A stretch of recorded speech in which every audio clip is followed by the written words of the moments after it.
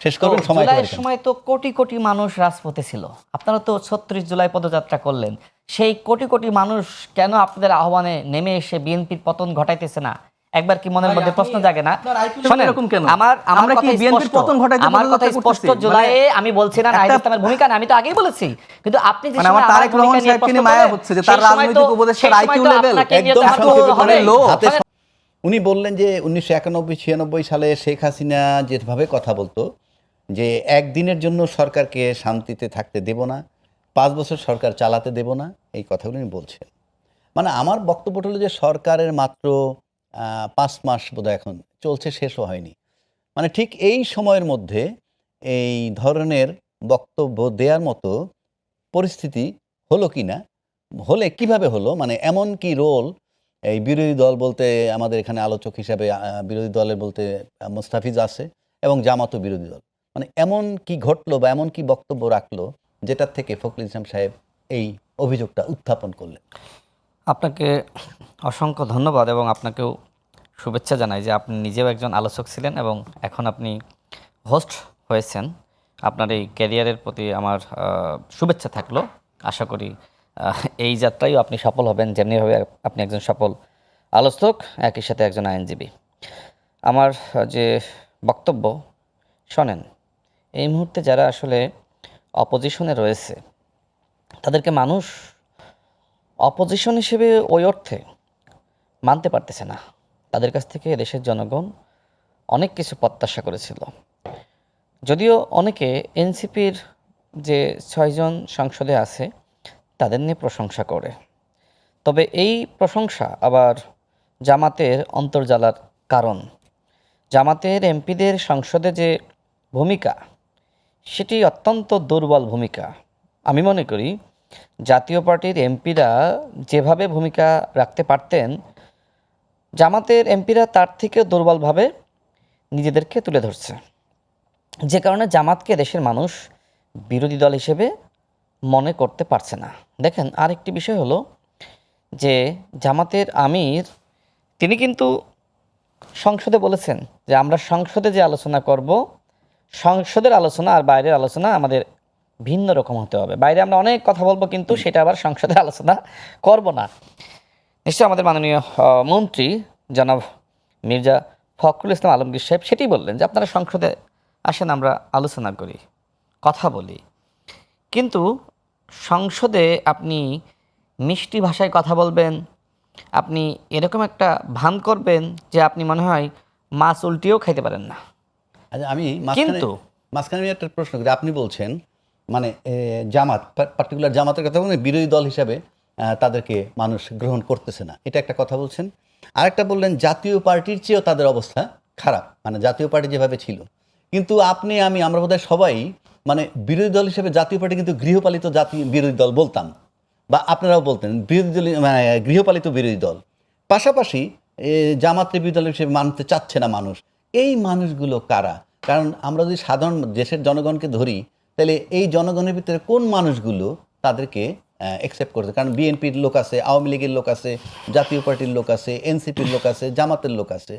জামাতের লোক জামাতের সমর্থন করবে, তাহলে কোন মানুষগুলো তাদেরকে? আচ্ছা শোনেন, জামাতের লোক বলতে যারা জামাতের কর্মী তারা না, দলের বাইরেও একটা অংশ থাকে যারা প্রকৃতপক্ষে সম্ভাবনা দেখে একটা দলকে ভোট দেয়। নির্বাচনের আগে মানুষ মনে করেছিল যে এদেশের শিক্ষিত মানুষ জামাত এবং শিবির করে এবং তারা ভালো ডিবেট করতে পারে, তারা এদেশের সংবিধান আইন সম্পর্কে ভালো জানে।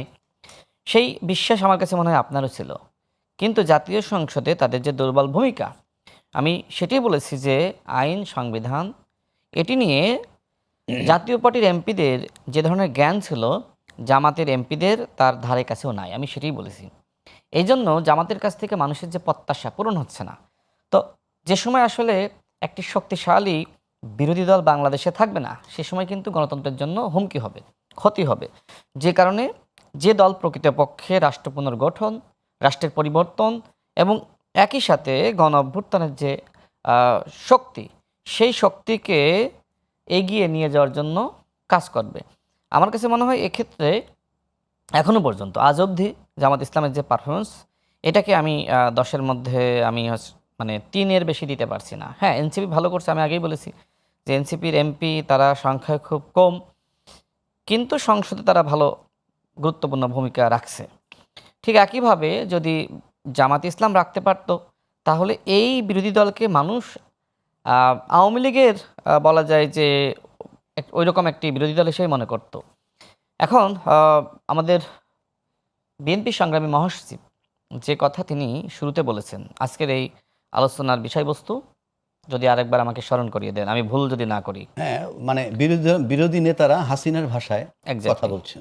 তো আমি এটাই মনে ছিল, তারপরে আমি শিওর হলাম। দেখেন, শেখ হাসিনা যে ভাষায় মানে কথা বলতো, তাই না, এদেশের যারা অপোজিশনে ছিল বা যারা মজলুম ছিল তাদেরকে তিনি একদমই গুরুত্ব দিতেন না।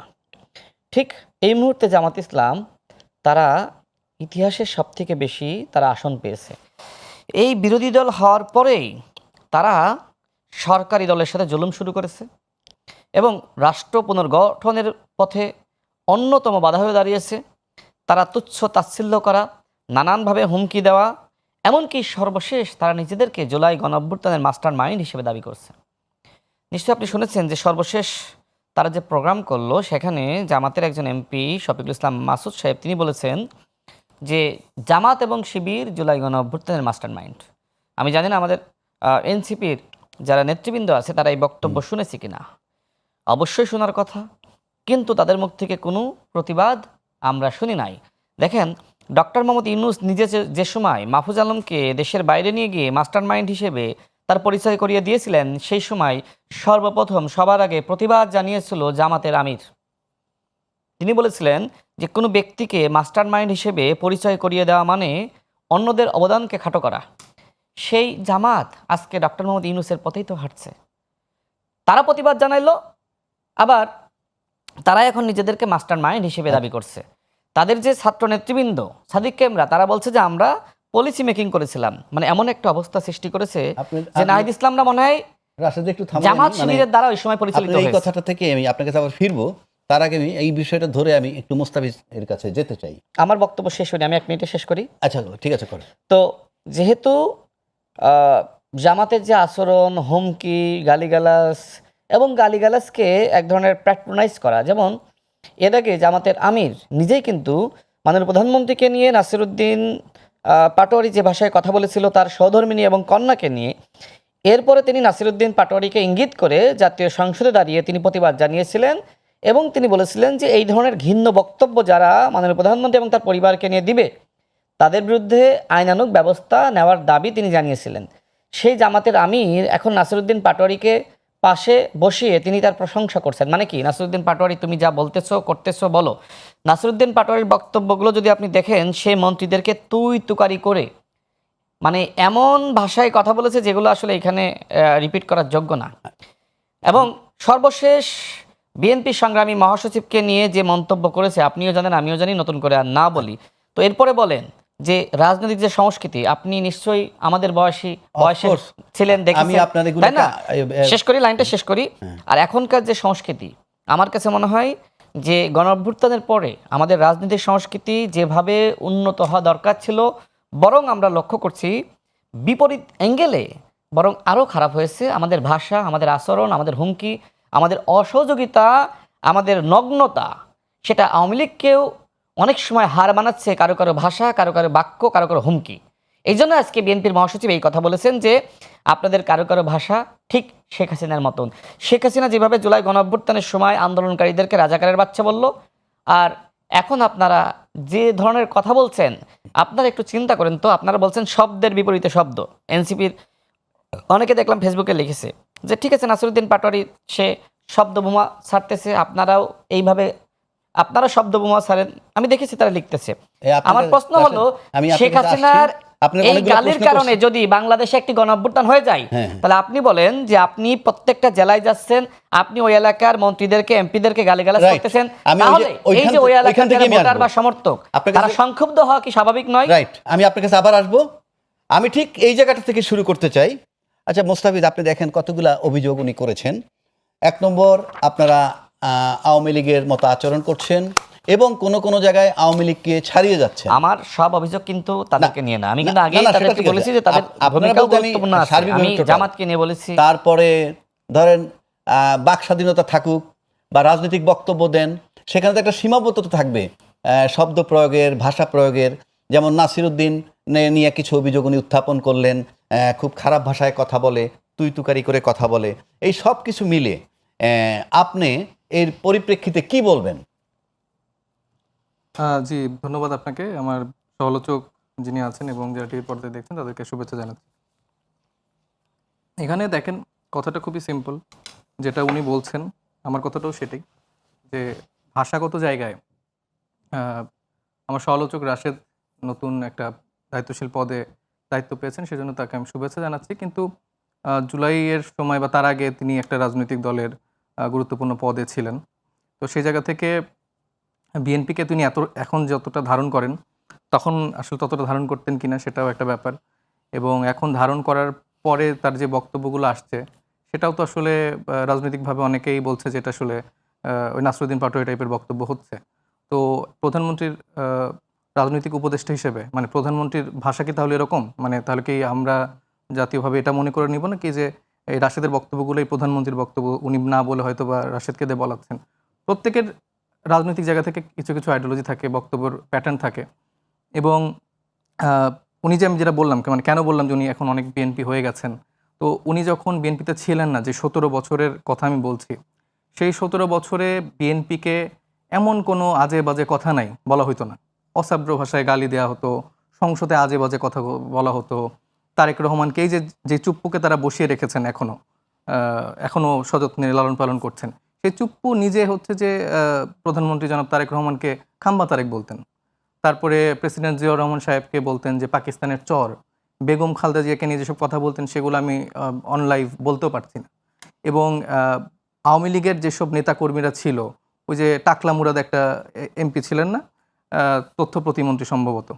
তো এরা এত আজে বাজে কথাবার্তা বলতেন, তখন আমার এই যে সমালোচক রাশেদদের মনের যে আগুন, মনের যে রাগ, বা ছাত্রদলের ভাইদের যে এখন যে শরীরের ভেতরকার আগুন, সেটা তখন কই ছিল?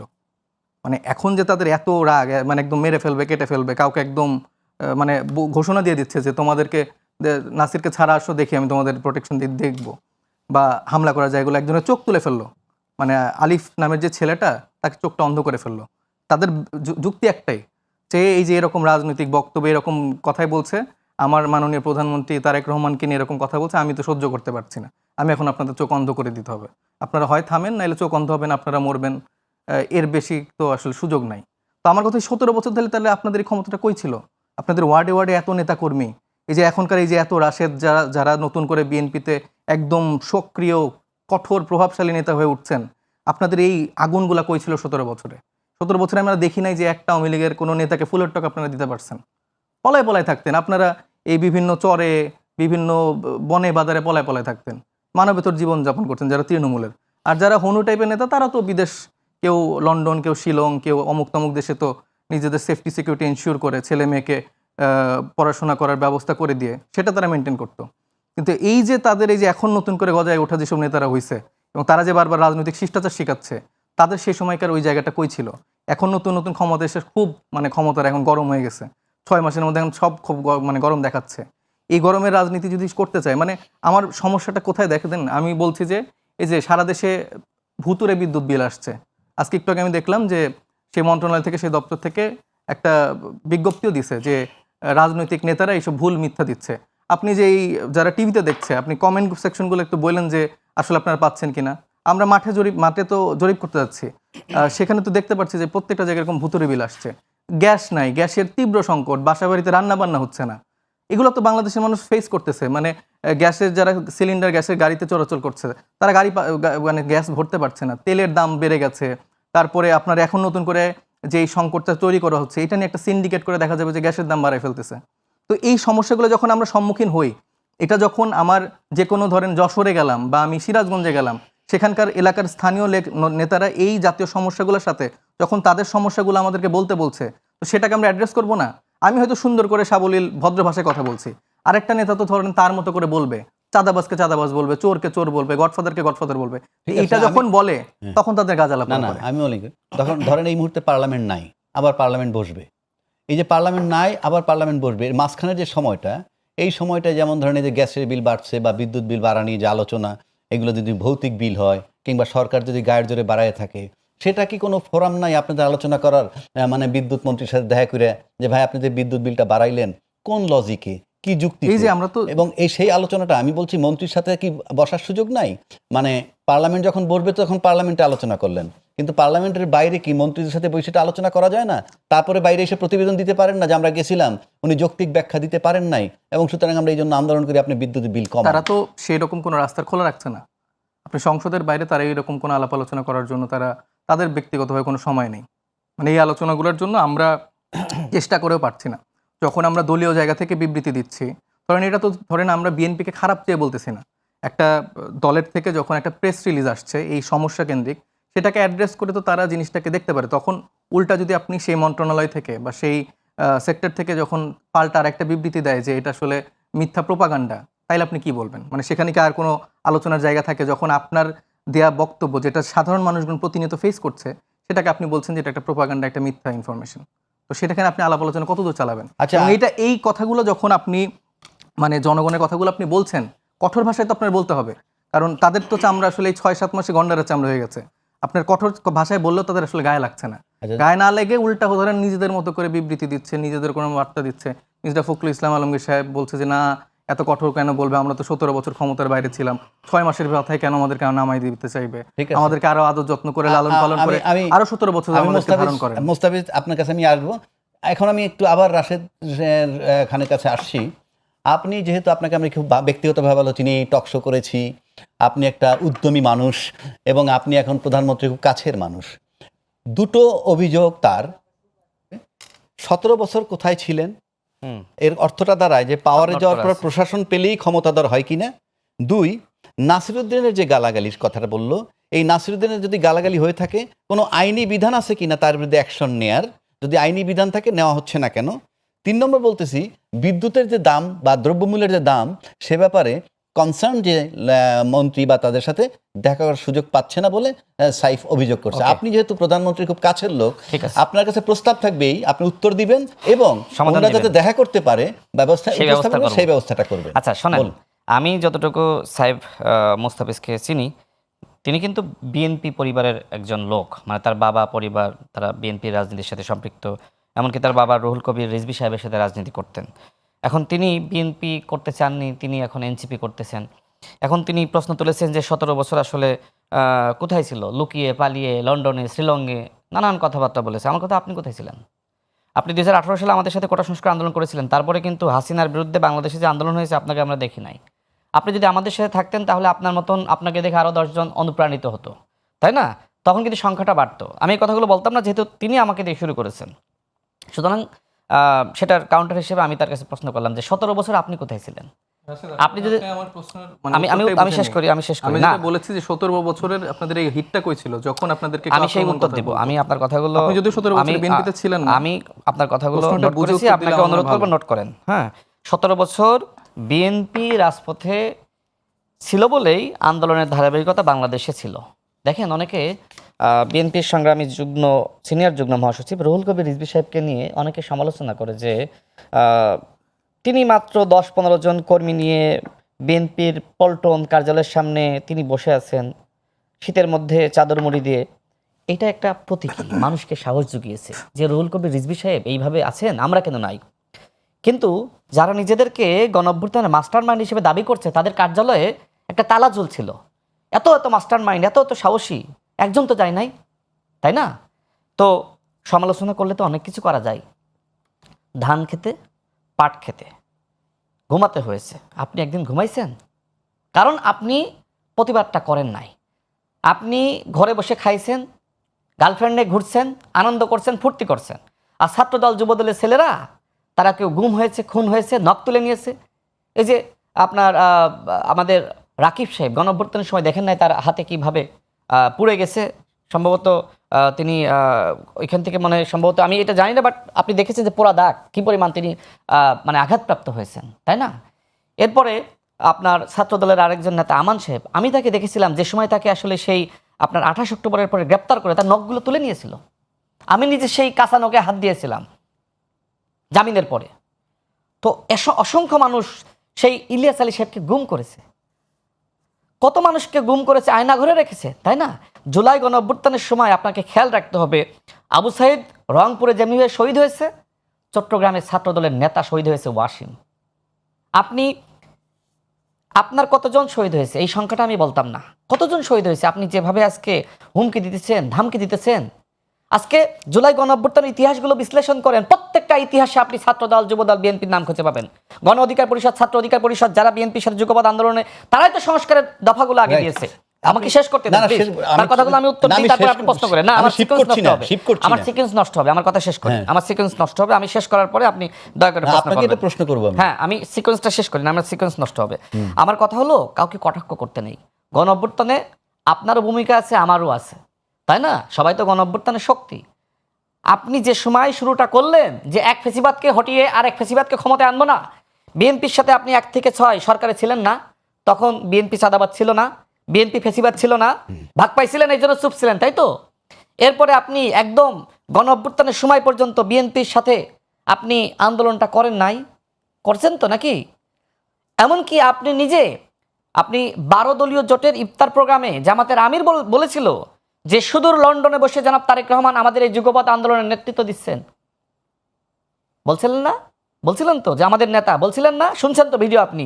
তো আপনি হঠাৎ করে কি হলো, গণ অভ্যুত্থানের পরে বিএনপি আপনার চোখে খারাপ হয়ে গেল, আর আওয়ামী লীগ কি এমন মানে ভালো আপনার সাথে করলো, আপনি আওয়ামী লীগকে সাধারণ ক্ষমা ঘোষণা করলেন। তো এগুলো তো নির্মম সত্য, তাই না? আচ্ছা, তিনি আজকে যে কথাগুলো বলছেন আমাকে নিয়ে, যে আপনি ওই সময় বিএনপিকে কতটা ধারণ করেছেন, এখন কেন এতটা ধারণ করছেন? আমি বিএনপি করি, ধারণ করব। আপনি যেভাবে এনসিপি করেন, এনসিপিকে ধারণ করেন, তাই না? আপনি তো আপনার পরিবার যে দল করে সেই দলে আপনি যান নাই। সুতরাং আপনি যে দল করতেছেন, ধারণ করতেছেন, আমি যে দল করতেছি আমাকেও ধারণ করতে হচ্ছে। আর জামাতের আমির নিজেই তো জাসদ ছাত্রলীগের নেতা ছিল। জাসদ ছাত্রলীগের নেতা যদি জামাতের আমির হইতে পারে, যেখানে গণ অধিকার পরিষদ বিএনপির সাথে যুগপৎ আন্দোলন ছিল, সেখানে রাশেদ খান কেন বিএনপি করতে পারবে না? নুরুল হক, নূর হাসান আল মামুন সহ তাদের শীর্ষ নেতৃবৃন্দের সাথে আলোচনার ভিত্তিতে আমি বিএনপিতে যোগদান করেছি, আমি তো কোনো অপরাধ করি নাই। কিন্তু আপনাদের সাথে যে সকল নেতারা গণ অধিকার পরিষদ, ছাত্র অধিকার পরিষদ একসময় করতো, শুধুমাত্র লোভের কারণে যে আপনাদের সাথে গেলে থানা থেকে চাঁদাবাজদেরকে সারিয়ে আনা যাবে, কমিশন পাওয়া যাবে, বন্দরের উপদেষ্টা হওয়া যাবে, বিভিন্ন মিনিস্ট্রির ছাত্র উপদেষ্টা হওয়া যাবে, তাই না? ওই যে এপিএস এর কেলেঙ্কারি করা যাবে, মালপানি কামানো যাবে, তাই না? তো এই ধান্দার জন্য তো আপনাদের সাথে গিয়েছিল। কি নতুন বন্দোবস্ত? আপনি সাহেব মুস্তাফিজ নিজেই জামাতের একজন, শেষ করতে হবে এটা, আপনি সাহেব মুস্তাফিজ নিজে জামাতের একজন কট্টর সমালোচক। এই লাইনটা এক মিনিট শেষ করুন, এইটা তো শেষ করতে হবে, এক মিনিট টাইম দেন, ওই সময় আমি কিন্তু সময় পাচ্ছি না, সাহেব আমি মুস্তাফিজ প্রথমে অনেক নিজে কথা বললাম। জামাতের একজন কট্টর সমালোচক ছিলেন, কিন্তু পরবর্তীতে জামাতের কাছ থেকে আসন ভাগ পেয়ে আপনি তো জামাতের হয়ে ইলেকশন করেছেন। এইটাই কি নতুন বন্দোবস্ত? জামাত যেখানে সারা বাংলাদেশে বন্দোবস্তের রাজনীতি করে, আর আপনাদের রাজনীতি ছিল নতুন বন্দোবস্ত। জামাতের সাথে গেলে নাকি আপনাদের পাপ হবে, জামাতের নেতৃত্বকে মানুষ গ্রহণ করবে না। কি এমন হলো, কি জাদু করলো যে আপনারা জামাতের নেতৃত্ব গ্রহণ করলেন? ভাই আচ্ছা, আমি বলি, আমি নোট করছি, আমি অ্যাড্রেস করি আগে, আমি আপনাকে যেটা বলি, অ্যাড্রেস করে যেটা বাদ যে আপনি বলেন না, মানে আমি ওর নোটগুলো মানে ওনার ঠিক আছে, জবাব দিবেন। আচ্ছা, আপনি জবাবটা দিবেন, তার আগে আমি একটা প্রশ্ন করে রাখি, যে এই যে কথাগুলো বললো, আপনার জন্য আন্দোলন বিএনপিও করেছে, আপনারাও করেছেন, এবং আইডিওলজিগতভাবে যদি দেখি তাহলে তো আপনারা মাঠে আন্দোলন করছেন আওয়ামী লীগের বিরুদ্ধে, তারাও করছে আওয়ামী লীগের বিরুদ্ধে। সেই হিসেবে আপনাদের ভিতরে যে বন্ধুত্বটা হওয়ার কথা ছিল, অর্থাৎ বিএনপি এবং এনসিপির সাথে যে বন্ধুত্বটা হওয়ার কথা ছিল, সেই বন্ধুত্বটা আমরা দেখতে পাচ্ছি না কেন? এখন আপনি এর উত্তর দিবেন, তার সাথে রাশেদের বক্তব্য যদি কিছু বলার থাকে বলেন। কারণ হচ্ছে ওই যে জুলাইয়ের যে আকাঙ্ক্ষা, যে পরিবর্তনগুলা ফ্যাসিবাদ কাঠামোর জন্য দরকার ছিল, সেটা আমরা সে জায়গাটা স্টিক আছি, তারা নাই। তারা ওই আগের সিস্টেমটাই ফিরে আনতে চায়, ওইটার মধ্যেই পাওয়ারটা এনজয় করতে চায়, স্ট্রাকচারটা এনজয় করতে চায়। এটা হচ্ছে মূল দূরত্বর জায়গাটা। দেখেন, আমার সমালোচক রাশেদ খান, উনি হচ্ছেন মানে উনি প্রধানমন্ত্রীর রাজনৈতিক উপদেষ্টা হিসেবে ওনার আইকিউ লেভেলটা আসলে কতটুকু আসলে এটা আসলে জনগণ বিবেচনা করবেন। কারণ আমার প্রথমার্ধে আমি আসলে কি কথা বলেছি, কি প্রশ্নের জায়গাটা রেখেছি, উনি কি বুঝেছেন আমি আসলে বুঝলাম না।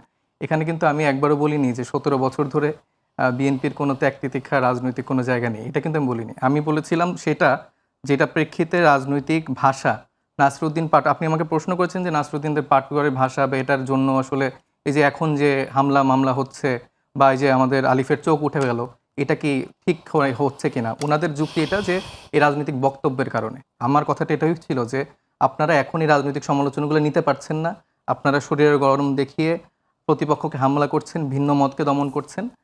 ঠিক 17 বছরে আপনাদের এই শরীরের গরম, এই রাগ, এই অ্যাগ্রেশনটা কোথায় ছিল যখন আপনাদের বিএনপির রাজনৈতিক দলকে নিয়ে, প্রধানমন্ত্রীকে বর্তমান প্রধানমন্ত্রী তারেক রহমানকে নিয়ে, বেগম খালেদা জিয়া, শহীদ প্রেসিডেন্ট জিয়াউর রহমান, ওনাদেরকে নিয়ে এত আজে বাজে নোংরা আঘাত করা হতো, তখন এই মানে আপনাদের অ্যাগ্রেশনটা কই ছিল? সেটার জবাবে উনার ব্যাখ্যাটা শুনলে বোঝা যাবে আসলে প্রধানমন্ত্রী মানে রাজনৈতিক উপদেষ্টার আমি তো বলতে চেয়েছিলাম, তিনি তো আপনাকে তারপরে দিচ্ছেন। পরবর্তীতে উনি ইতিহাস নিয়ে অনেক কথা বলছেন। দেখেন, রাজনৈতিক ইতিহাস এগুলা, আজকে একটা মির্জা ফখরুল ইসলাম আলমগীরের আপনি একটা প্রথম আলোতে সাক্ষাৎকার দেখবেন, সেখানে অনেক ব্যাখ্যাই উনি দিয়ে ফেলেছেন যেটা নিয়ে ওনারা এতদিন ধরে বড়াই করতেন। প্রথমেই মানে শুরুতেই প্রথম অর্ধেই দেখা গেছে যে রাজনৈতিক দলগুলোর মধ্যে যে ওই যে সেনাপ্রধানের বাসায় যে যাওয়া, সেনা দপ্তরে যে যাওয়া, সেটা মির্জা ফখরুল ইসলাম আলমগীর কিন্তু তখন চলে গিয়েছিলেন। একটা পাওয়ার নেগোসিয়েশনের জায়গায় কিন্তু ছাত্রদেরকেও ডাকা হয়েছিল। এখানে উনি স্টেটমেন্ট দিয়েছিলেন, উনি প্রথম আলোতে আজকে স্টেটমেন্টও দিয়েছেন, ছাত্ররা সেখানে আসেনি।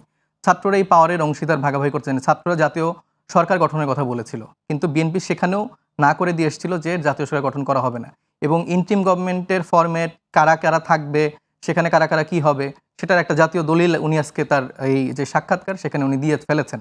তো এই জায়গা থেকে এতদিন তারা দাবি করতো যে ছাত্ররা সব লোক বসাইছে, ইন্টিম গভর্নমেন্ট বসাইছে, কেন জাতীয় সরকার করলো না, কেন চুপ্পুর কাছে শপথ নিল, এই সব কিছুর কেনর উত্তর বিএনপি যে ডে ওয়ান থেকে বাংলাদেশের মানুষের সাথে প্রতারণা করছে, এটা আজকে মির্জা ফখরুল ইসলাম আলমগীরের সাক্ষাৎকারের উত্তরে পেয়ে যাবেন। এবং অভ্যুত্থানে কার কি অবদান, এইগুলা নিয়ে যদি এখন রাশেদ খান আলাপ আলোচনা করতে যায়, তাহলে আমরা অনেক পুরানো আলোচনা করতে পারি। এই 18-19-এর যেসব কোটা সংস্কার, তারপরে আমাদের যেই রোড সেফটির যে মুভমেন্ট, এগুলোতে তাদের ভূমিকাও কিন্তু অনেক প্রশ্নবিদ্ধ। অনেক অভিযোগ আছে টাকা খেয়ে হচ্ছে যে তারা আমাদের সাথে বিট্রে করছে, তাদের সাথে আমরা অনেকে ছিলাম না কেন, এরকম অনেকগুলো এলিগেশন ছিল। গণ অধিকার পরিষদটা ভেঙে টুকরো টুকরো হয়ে যাওয়া বা তাদের সাথে একটা কোয়ালিটি ফোর্স না থাকার রিজন কিন্তু এটা যে তারা অলওয়েজ এই পাওয়ারের সাথে নেগোসিয়েশন করছে, তারা অমুকের টাকা খাইছে, তারা তমুকের সাথে নেগোসিয়েশন করছে।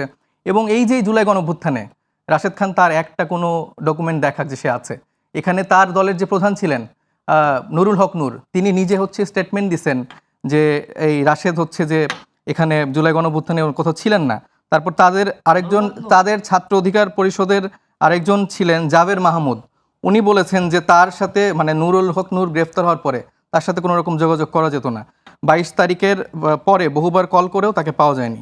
তো এই অভিযোগগুলো তাদের আপনাদের ছাত্র অধিকার পরিষদের নেতা। আমি তো বিএনপির সাথে আছি, তো সেটা তো আপনি কি না, আপনি তাইলে আপনি হয়তো বা অভ্যুত্থানের সময় বিএনপির গুপ্ত হিসেবে মানে গণ অধিকারে ছিলেন, বিএনপির গুপ্ত হিসেবে ছিলাম। তো আপনি বলেন জাবের মাহমুদকে, আপনার যে দলে গুপ্ত হিসেবে ছিলেন সেই দলের ছাত্র সংগঠনের ছাত্র।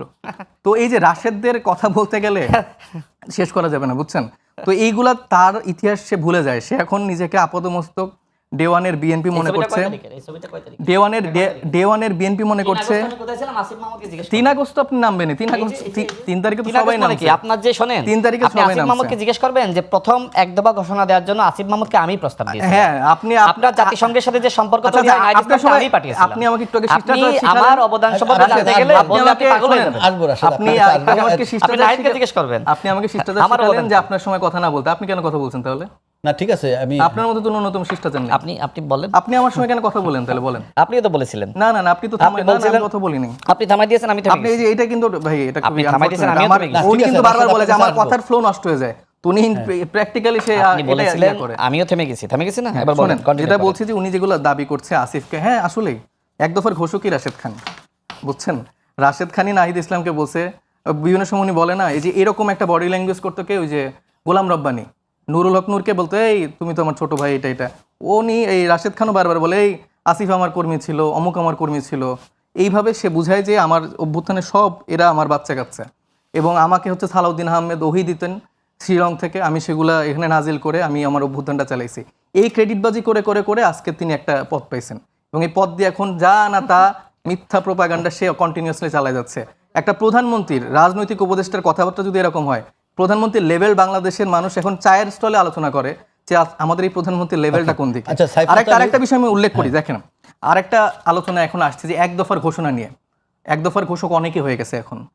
আমি দেখলাম যে সালাউদ্দিন আহমেদ একদিন বলতেছেন যে মানে তারেক রহমান সাহেব অনেক আগে এটা দিছেন 17 বা 18 তারিখে, তারপরে উনিও কোনোভাবে হয়তো শিলং থেকে রাশেদের মাধ্যমে পাঠাইছেন, এটা আমাদের মাধ্যমে হয়তো বা 3 তারিখে আমরা দিছি।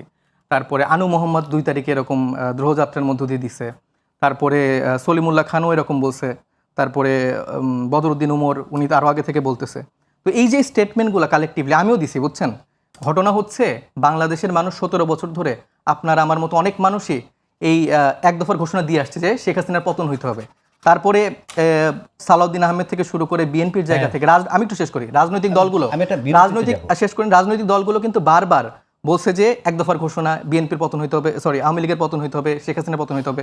কিন্তু আলটিমেটলি যে ছেলেটা নাহিদ ইসলাম ঘোষণা দিছে তার উপরই কিন্তু সবকিছু বর্তাইছে। তার ঘোষণা শুনেই সারা বাংলাদেশের মানুষ রাজপথে নামছে, তার ঘোষণা শুনেই এই শেখ হাসিনা এখন দিল্লিতে পলায়ন করে আছে। এবং আপনার সাথে আমার একটা টকশোতে মনে কথা হয়েছিল, সেখানে আপনিও বলছিলেন যে শেখ হাসিনা ফিরলে কাকে হত্যা করতে চাবে, কাকে মারতে চাবে, সেটা হচ্ছে নাহিদ ইসলাম। তো যে এখন যে আন্দোলন নিয়ে এত কারাকারি, এটা বাদ দিয়ে আসলে এই ইতিহাসগুলোকে বিকৃত করার সুযোগ নাই। আপনারা বর্তমানে, আমি যেটা বলতে চাচ্ছি, ওনাকে যেটা বলতে চাচ্ছি, বিএনপির ভাইদের বলছি, বর্তমানে যে সমস্যাগুলা, এই আন্দোলন নিয়ে মারামারি না করে এই যে বিদ্যুৎ নাই, তেল নাই, এর দাম বেশি, ওটার দাম বেশি, এটা নিয়ে আলোচনা দেখেন। এক দফার দাবি আপনি দাবি করেন, রাশেদ দাবি করুক, আমি দাবি করি, XY যেই দাবি করুক না কেন, সেটা আমার কাছে মেইন ফোকাস পয়েন্ট না। ফোকাল পয়েন্টটা হলো এই যে আপনাদের সাথে এখন বিরোধটা কোথায় হলো? কারণ দুইজনই তো ঐক্যমত্যে ছিলেন শেখ হাসিনার রিমুভালের জন্যে। সেখানে আপনাদের এই বিরোধটা কেন হলো? এবং এই যারা এখন আজকে যেমন আপনি বললেন যে বিএনপি এইটার কৃতিত্ব নিতে চায়, যে জুলাইয়ের ঘোষক তারা বা এক দফার দাবি তারা আসছে, তার মানে এইটা কি এখন কোনো এই চেতনাটা কি খুব মূল্যবান? এটা কেউ শোল্ডারে নিতে পারলে তারা লাভবান হবে, এই ধরনের কিছু? মানে এই জুলাই চেতনার, যে জুলাই আন্দোলনের কৃতিত্বটা নিতে পারলে? আমি ইতিহাসের জায়গা থেকে বললাম, আবার আজকের 3 তারিখ এই জন্য এটা স্মরণ করলাম। আজকে নাহিদ ইসলাম এটা বলেছেন যে জুলাইয়ের প্রকৃত ঘোষক হচ্ছে যে এই আহত নিহত পরিবারের সদস্যরা, সাধারণ জনগণরা। আমরা এইভাবেই আসলে দেখতে চাই, কিন্তু আমরা মানে এগুলো বলতে আসলে আমাদের মনে হয় যে এগুলো বারবার ঘাটাঘাটি করা, নোংরামি করা, বা ইতিহাসকে নিয়ে যত আমি এখন চর্চা করব তত কিন্তু আমরা এখন পিছিয়ে যাব। কারণ আমাদের মেইন জায়গাটা ছিল যে জুলাইয়ের স্পিরিটটাকে ধারণ করে বর্তমানে আমরা যতগুলো রাজনৈতিক দল আছি, সরকারে যারা আছে, বিরোধী দলে যারা আছে, সবাই মিলে বাংলাদেশের জন্য কি কি করা যায়, কি কি সমস্যা হচ্ছে, সেটার আলোকে কি কি সমাধান করা যেতে পারে, এটা সবাই মিলে সবার অংশীদারিত্ব নিয়ে। তো সেটা না করে তো আমরা আসলে দেখতে পাচ্ছি যে ঠিক আগের ফরম্যাটে একটা হরিলুটের একটা আয়োজন মানে শুরু হয়ে গেছে। আপনি যদি মনে করে থাকেন, সেখানে আপনি দেখবেন যে আমাদের যে মীর শাহ আলমের ব্যাপারে কতগুলো রিপোর্ট আসলো, যেই নিউজগুলো থেকে রিপোর্ট হলো, সেখানে চ্যানেলগুলো থেকে সেই নিউজ বট অ্যাটাক করে বিভিন্ন হুমকি ধামকিতে নামিয়ে দেওয়া হলো। আমার তাদের সেসব চ্যানেলের দায়িত্বশীল যারা ছিল তাদের সাথে আমি নিজে ব্যক্তিগতভাবে ফোন করে বলেছি। একটা চ্যানেল বলেছে তাদেরকে এমন জায়গা থেকে ফোন দিয়েছে, ফোনে বলা হয়েছে যে আমরা এই ব্যাপারটা মনে রাখবো, তারপর তারা সরাতে বাধ্য হয়েছে। তার পরবর্তীতে আরেকটা চ্যানেলে, সেই চ্যানেলটার নাম উল্লেখ করে চ্যানেল 1, সেখানে এরকম অনেকগুলো রিপোর্ট হয়েছে, সেখানে বট অ্যাটাক করে নামিয়ে দিয়ে ফেলা হয়েছে। এবং সেই ইনফরমেশনগুলো যে মিথ্যা হয়, সরকার থেকে তাহলে সঠিক ইনফরমেশনগুলো দিয়ে আমাদের কাছে, জনগণের কাছে দিক। সেই ইনফরমেশনগুলো তো মিথ্যা না, সেখানে তো তাদের দলীয় যেই লোকজন আছে তাদেরকে টেন্ডার দেওয়া হচ্ছে। মীর শাহ আলমের নিজের ছেলের যে নামে যে এখন কোম্পানি, সেই কোম্পানিতে 70% কাজ সেটা বগুড়া কেন্দ্রিক করে দেওয়া হচ্ছে। এবং এই লোকটাকে নিয়ে তার দল একটা মানে কোনো রকম মানে কিছু স্টেপ নেয়নি এখন পর্যন্ত। এবং সে দেখা যাচ্ছে যে বারবার বসে বসে নিজেদের মতো করে বারবার বগুড়া কেন্দ্রিক কথা বলছে, যে বগুড়াতে এটা হলে ভাই কী সমস্যা রে ভাই, কী সমস্যা রে, এরকম অনেক কথাবার্তা বলছে। এবং রাশেদ আরেকটা কথা বললো যে পারিবারিক একটা ব্যাপার। হ্যাঁ ঠিক আছে, আমার পরিবারের জায়গা থেকে, আমার পরিবারের জায়গা তারা বিএনপি ধারণ করতে। এবং আমি ছোট থেকে বড় হয়ে আমি দেখেছি যে বিএনপি আসলে রাজনৈতিকভাবে কখনো এরকম করে সফল হতে পারেনি। এবং আমার বিএনপির সাথে যুক্ত না হওয়ার রিজন এইটাই, তাদের আদর্শিক জায়গায় আমি ধারণ করি না। আমার জায়গা থেকে আমি মনে করেছি যে আমি নতুন একটা আইডিওলজি, যেটা এনসিপি তরুণদের নিয়ে যে রাজনীতিটা করতে চেয়েছে, নতুন রাজনৈতিক বন্দোবস্ত যে চিন্তা করেছে, সেটার সাথে আমি অ্যালাইন করি। এবং রাশেদ সারাদিন যে জামাতকে নিয়ে এত কথাবার্তা বলে, দায়িত্বশীল শিবিরের প্রেসিডেন্ট আমাকে একজন আরেকদিন বললেন যে তিনি শিবিরের সদস্য ছিলেন। তো এই যে এই সখ্যতা প্রেমগুলো, আমাদের এরকম কোনো ব্যাকগ্রাউন্ড নেই যে আমি ছাত্র দল বা অন্য কোনো রাজনৈতিক দলের সাথে যুক্ত ছিলাম। আচ্ছা, আমি আবার আপনার কাছে আসবো, তার আগে আমি রাশিদের কাছে যাচ্ছি। যে আচ্ছা, রাশিদ খান কয়েকটা কথা বলছেন আপনার আলোচনা এর আগের পর্বে। আপনি বলছেন রাকিবের উপরে নির্যাতন হয়েছে, ইলিয়াস হোসেন গুম হয়েছে, ইভেন আমাদের স্বরাষ্ট্রমন্ত্রী যিনি, তিনিও গুম ছিলেন। আচ্ছা, মানে সেই দৃষ্টিকোণ থেকে যদি বলি, যখন সুযোগ আসলো পার্লামেন্ট অধ্যাদেশগুলো পাশ করার, সবার আগে তো অগ্রাধিকার দেওয়া উচিত ছিল এই গুম অধ্যাদেশটাকে। আচ্ছা, আপনারা আমি শুরু করি। শোনেন, উনি যে কথা দিয়ে যে কথা দিয়ে আমাদের সাহেব মুস্তাফিজ যেটি বললেন, এই প্রশ্ন আমরা যে উত্তরটা সময় দিয়ে 2018 সালে কোটা সংস্কার আন্দোলন করেছি, আমরা যারা নেতৃত্বে জায়গায় ছিলাম, ইত্তেফাক পত্রিকা নিউজ করেছিল যে কোটা সংস্কার আন্দোলনের 4 শীর্ষ নেতা শিবিরের রাজনীতির সাথে সম্পৃক্ত। এরপরে সেখানে যে ধরনের কথাবার্তাগুলো লেখা হয়েছিল যে 13 সালে আমাকে বা ফারুক, নুরুল হক নূর, হাসান আল মামুন আমাদেরকে আসলে হল থেকে বের করে দিয়েছে, নানান কথাবার্তা। তো যখন এই ধরনের বক্তব্য আসলো ইত্তেফাকে, তখন কিন্তু আমরা সবাই প্রতিবাদ জানিয়েছিলাম এবং ইত্তেফাক পরবর্তীতে দুঃখ প্রকাশ করে এবং তাদের সেই সংবাদ তারা প্রত্যাহার করে। পরের দিন আবার সেই দুঃখ প্রকাশ তারা প্রিন্টেও দেয়, তাই না? তো ওই বিষয়গুলো ওই সময় সমাধান হয়ে গেছে। এমনকি আমি একটানা 15 দিন রিমান্ডের নির্যাতনের শিকার হয়েছি। ওই সময় শেখ হাসিনার সময়ও কি এটা প্রমাণ দেখাতে পেরেছে? পারে নাই। সুতরাং এখন ওইগুলো বলে আমাকে ঘায়েল করা, শেখ হাসিনাকে তো মাদার মাদার বলে তো আমরা দেখেছি যে হ্যাঁ, আপনি মাদার কথা মাদার বলছেন। বহু ফাদার বলা হয়েছে, আপনি বলছেন না, বহু মাদার ফাদার বলা হয়েছে। আমি শেষ করি, সেটা বলতেন কেন? আমি শেষ করি। আপনি আমাকে তো অ্যালাউ আপনি করেন তো নাই। আমাকে ইয়ে করছেন, আমি শেষ করি, সেটাই তো। এই তাহলে আপনি মাদার কেন বলতেন? আমি শেষ করি। এটা বলেন, একটু উত্তর দেন। হ্যাঁ, আমি মাদার কেন বলেছি বলবো তো। আমাকে আমাকে আরেকটা মজার তথ্য আছে, সবাই আপনার সহকর্মীরা বলে যে সহকর্মীরা তো রাশেদ আপনাদের- হচ্ছে মিডিয়া দেখলে সবার আগে চলে যায়, আর আর রাশেদ- পুলিশ আর রাশেদ আচ্ছা, শেষ আমি করুন। পুলিশ সবার- দেখলে সবার না না পেছনে ভাগে। মুস্তাফিজ, আচ্ছা, আপনি ঠিক আছে। বললেন, রাশেদ শোনেন, শেষ করুন। আমি আপনাকে আগেই বলেছিলাম যে সাহেব মোস্তাফিজ তিনি মন্ত্রীদের নামটা এমনভাবে তিনি উচ্চারণ করেন, মনে হয় যে তার ভাই হয়, ছোট ভাই, এমনভাবে বলেন। আমি তাকে একটা পরামর্শ দিব যে আপনি যে সময় টকশোতে আসবেন সমালোচনা করেন, আপত্তি নাই, কিন্তু মানুষের সাথে কথা বলতে গেলে একটু ফর্মাল ল্যাঙ্গুয়েজটা ব্যবহার করবেন। এটা আমার পরামর্শ, আপনি চিন্তা করবেন। কারণ আপনি আচ্ছা, আমি আন্তরিকভাবে স্বরাষ্ট্রমন্ত্রী দুঃখিত। জনাব সালাউদ্দিন আহমেদকে আপনি সালাউদ্দিন প্রধানমন্ত্রী ডাকেন। রাজনৈতিক উপদেষ্টা Please, রাশেদ খান, আমি আপনি আন্তরিকভাবে দুঃখিত আপনি আপনার নাম আপনি ধরে বলার জন্য। আপনি বললেন। মির্জা ফখরুল ইসলাম আলমগীর সাহেবকে আপনি মানে তার নামটা ধরে উচ্চারণ করেন, না, এগুলো আমি ঠিক না। আপনার কাছে Please। ফর্মালি ওনার কাছে দুঃখ প্রকাশ আপনি করছি অবশ্যই যে টকশোতে আমি আপনি এখন থেকে ফর্মাল ওনাকে ল্যাঙ্গুয়েজে মানুষের প্রধানমন্ত্রী নামটা রাজনৈতিক বলবেন। উপদেষ্টা রাশেদ আপনি খান বলে আমাকে না, সম্বোধন এটা করবেন। সবার ক্ষেত্রে। না, না, না, আপনি sorry, যদি ভুল এইটা হয়ে না গেছে শেখেন, আপনি কি রাজনীতি করেন? আপনি আমি- বলেন নতুন বন্দোবস্তের রাজনীতি, এটা কি আপনার নতুন বন্দোবস্তের আমি রাজনীতি? ভুল হয়ে গেছে, যে স্বরাষ্ট্রমন্ত্রী জনাব সালাউদ্দিন আহমেদকে আপনি সালাউদ্দিন বলবেন, এটা কি আপনার নতুন বন্দোবস্তের রাজনীতি? আচ্ছা, শেষ করি আমার বক্তব্য। আমার মন চাইলে আমি অবশ্যই বলবো। জুলাইয়ের স্পিরিট কি এইটা যে থানা থেকে চাঁদাবাজদেরকে হান্নান মাসুদ এমপি সাহেব তিনি সারিয়ে আনবেন? জুলাইয়ের স্পিরিট কি এইটা যে আওয়ামী লীগের বাসায়, আওয়ামী লীগের এমপির বাসায় গিয়ে সমন্বয়ক পরিচয় চাঁদাবাজি করবে? এখনো কেউ কেউ জেলে আছে যারা নাহিদের খুব ঘনিষ্ঠ ছিল। আচ্ছা, জুলাইয়ের স্পিরিট কি এইটা যে আসিফ মাহমুদের বিরুদ্ধে এত এত অভিযোগ? জুলাইয়ের স্পিরিট কি এইটা যে আসিফ মাহমুদের এপিএস দুর্নীতি করবে? জুলাইয়ের স্পিরিট এইটা যে বাংলাদেশের সরকারের ছাত্র উপদেষ্টা থেকে কাউকে না জানিয়ে বেসরকারি সফরে আপনি দুবাই চলে যাবেন? দুবাই কেন গিয়েছিলেন? কি রাখতে গিয়েছিলেন? জুলাইয়ের স্পিরিট কি এইটা? সেগুলো বলেন, কি রাখতে শেষ গেছেন? করি। জুলাইয়ের স্পিরিট কি এইটা যে আপনি তদবির বাণিজ্য করবেন? জুলাইয়ের স্পিরিট কি এইটা যে আপনি এনসিটিভি কেলেঙ্কারির সাথে জড়াবেন? জুলাইয়ের স্পিরিট কি এইটা যে আপনি ডিসি নিয়োগের কেলেঙ্কারির সাথে জড়াবেন? এরকম কত কত কেলেঙ্কারি আছে ভাই। এই 18 মাসের কেলেঙ্কারি বলতে গেলে আমি তো আর কথাই বলতে পারবো না। শোনেন, সবকিছু উন্নয়ন বগুড়া কেন্দ্রিক করা হয়নি, যেটি এর আগে জনাব মীর শাহ আলম তিনি টকশোতে আমরা একটা বিরতিতে যাব, আমি আপনার কাছে জুলাইয়ের স্পিরিট কি এইটা যে জামাতের নেতৃত্বকে দেশের মানুষ গ্রহণ করবে না? এরপরে এই কথা বলার পরে জামাতের নেতৃত্বকে গ্রহণ করলো নাহিদ ইসলাম। জুলাইয়ের স্পিরিট কি এইটা যে নাসিরউদ্দিন পাটোয়ারি বলল জামাত স্বাধীনতা, সার্বভৌমত্ব এবং মানচিত্রের জন্য হুমকি, জামাত সংস্কার চায় না, জামাত ভণ্ডামি করছে, জামাতের সাথে ইসলাম যায় না? এত কথা বলার পরে আবার জামাতের কলে গিয়ে বসা, এটা কি জুলাইয়ের স্পিরিট? জুলাইয়ের স্পিরিট কি এইটা হাসনাত আব্দুল্লাহ বলল জামাত কি ইসলামিক দল, এখন সে জামাতের শিশু হয়েছে? জুলাইয়ের স্পিরিট কি এইটা আপনি সাহেব মোস্তাফিজ বললেন জামাতের সাথে যাবেন না, আপনারা জামাতের বিরুদ্ধে বিদ্রোহ ঘোষণা করলেন, এরপরে জামাতের কাছ থেকে আপনি আসন নিয়ে নিলেন? তা জুলাইয়ের স্পিরিট তো এইটা না। জুলাইয়ের স্পিরিট কি এইটা আপনি বললেন যে রেকর্ডেড। আমি আজকে বলছি, কখনো যদি আপনার এনসিপি জামাতের সাথে যায়, সংরক্ষিত নারী আসনের এমপি আমি হব না, মনিরা শামীম বলেছিল। তারপরে সে এমপি হওয়ার জন্য কি না করলো দেখেন। তো জুলাইয়ের স্পিরিট তো এগুলো না যে আপনি নতুন বন্দোবস্তের রাজনীতি করছেন, তো নতুনটাই করেন। আপনি কেন জামাতের সাথে